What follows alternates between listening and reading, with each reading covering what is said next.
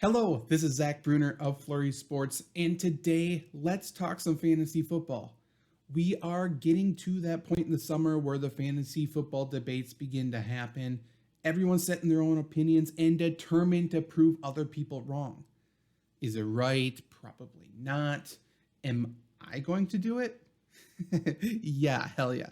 So, one player who has recently struck up debates, at least in my feed, is Travis Kelce.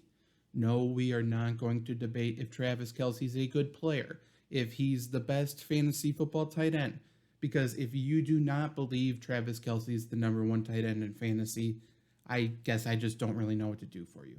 Instead, the question about Travis Kelce, the main argument, the title of this video is if Travis Kelce is worth a first round pick in your fantasy football draft. Let's take a look at that. What I do want to start with is taking a look at his ADP here. And ADP, for those who don't know, is average draft position.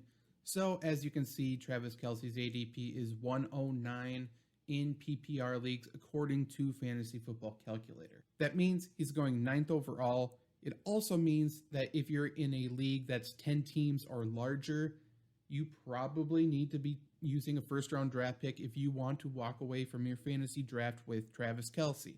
Again, the question today is if he is worth that first round pick. So let's start this off by talking about depth of talent, which if you've followed me for a while, you've heard me talk about this concept quite a bit.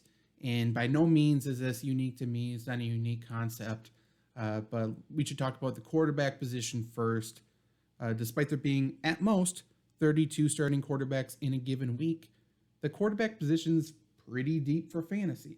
For example, the difference between the QB3 last season, which was Aaron Rodgers, and the QB10, which was Lamar Jackson, was about 46 points.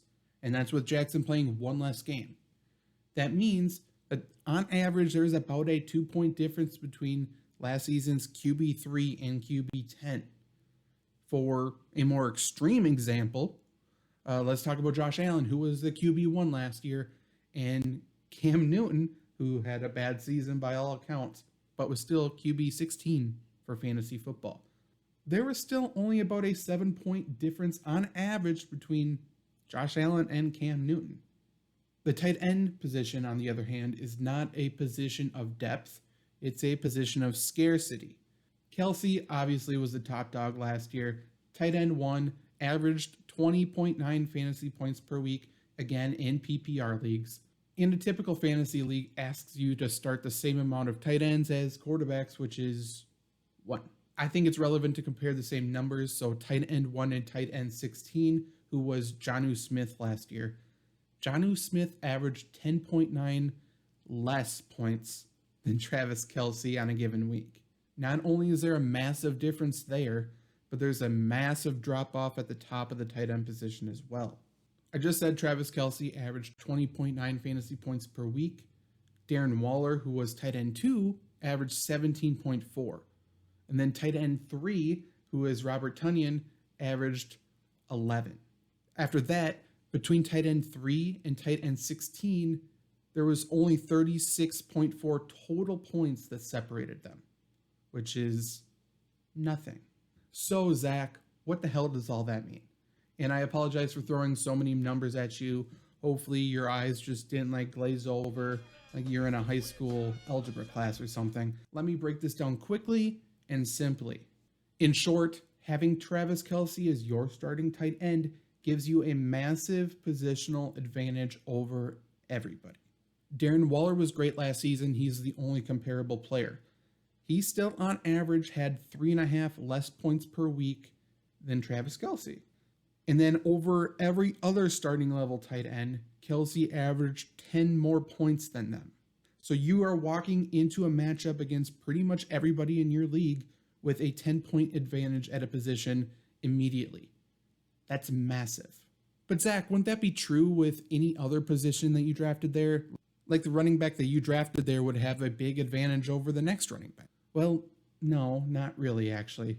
So talking about the players sandwiched right between Travis Kelce, where he's going in the ADP that we just showed, Jonathan Taylor and Austin Eckler. Both are being selected running back 8 and 9 respectively.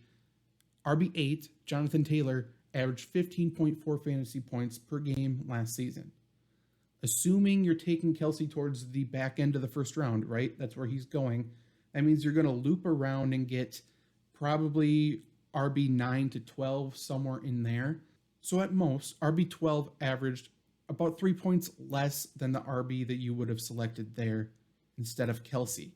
That's not that much. And like we just talked about, there's 3.5 points that separates Kelce from the next tight end, and then 10 after that.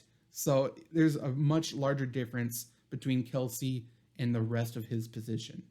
At this point, you probably have a pretty good idea about which side of the argument I lie on, but I have one last point to finish up here, and that's talking about consistency, because in my opinion, consistency is just as valuable as the end of the season production. Just comparing the end of the season numbers between players is what scrubs do. We do big brain analysis here. Just saying QB5 is better than QB6. That's not analysis. That's actually probably not even true. You have to look a little bit deeper, and it's what they do week to week, consistency, how much you can trust them. That plays a huge factor here. However, looking at Travis Kelce, it doesn't get much more consistent. If we go to FlurrySports.org, I have a tool here. It's the 2020 Fantasy Football Consistency Boom Bust Rankings and Stats.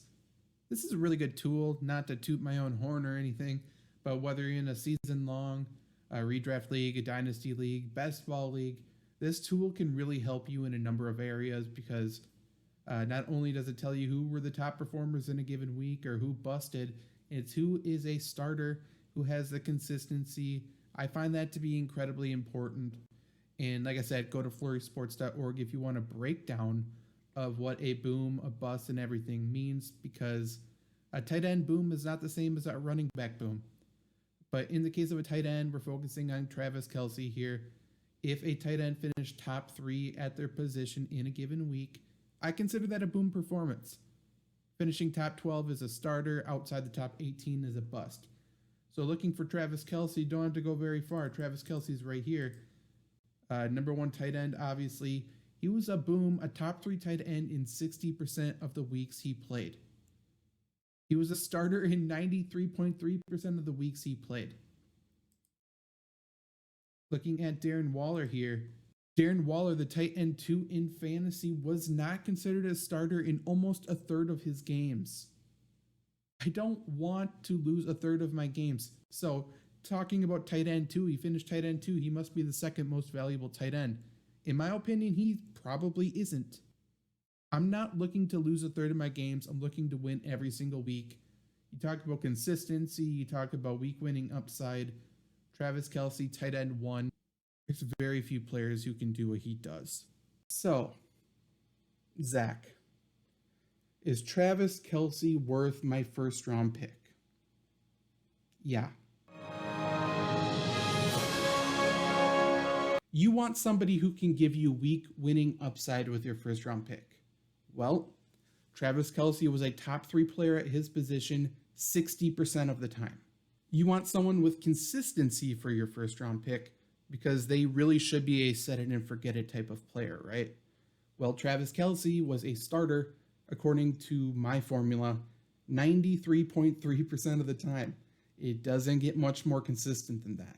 The main argument I've heard against Travis Kelce in reality is that there's so many mouths to feed there in Kansas City. Again, this is my opinion, but I know the Chiefs just lost the Super Bowl. I don't think Andy Reid's going to walk into coaching meetings and say, hey, I think we need to change the offense. Hear me out. We should try to get worse players to football. They're not going to expect it. I don't think that's going to happen. I really don't. Bold prediction, I don't. So I think Travis Kelce is going to continue getting probably the most targets in fantasy football for tight ends. I think he's going to continue being the top tight end. I think most people would agree with that. And in my opinion, he's worth a first-round pick. And again, by the way, first-round pick, this is not me advocating for Travis Kelce to be selected 3rd or 4th overall. He's getting selected on average 9th overall. I would probably feel comfortable and start playing with the idea of taking Kelce at like 6th, 7th, If he's there 8th, I'm pulling the trigger. 9th, he's automatic for me. 10th, yeah, no brainer. But again, like I said in the beginning, everybody has their opinions. Everybody's locked in to their opinions.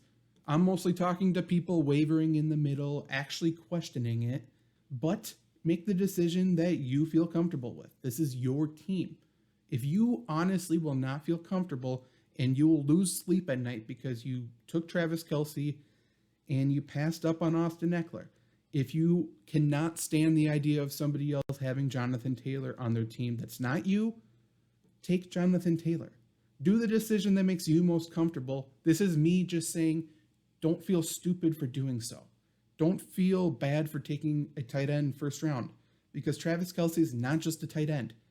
He's a damn good football player.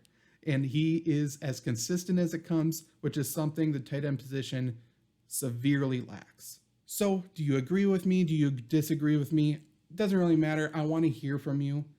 What draft position would you start being comfortable taking Travis Kelce? Let's say PPR league, because that's what this whole video was based around. Also, by the way, do you like these fantasy videos? If so, please let me know, because telling me in the comments, giving me views, giving me a like on this is the only way I really know if I should keep doing these. And if you want me to keep doing these, let me know and tell me, do you have any other questions, any other topics you want me to cover? I got you. Until then, I'm Zach Brunner. Go check out Flurry Sports. Later.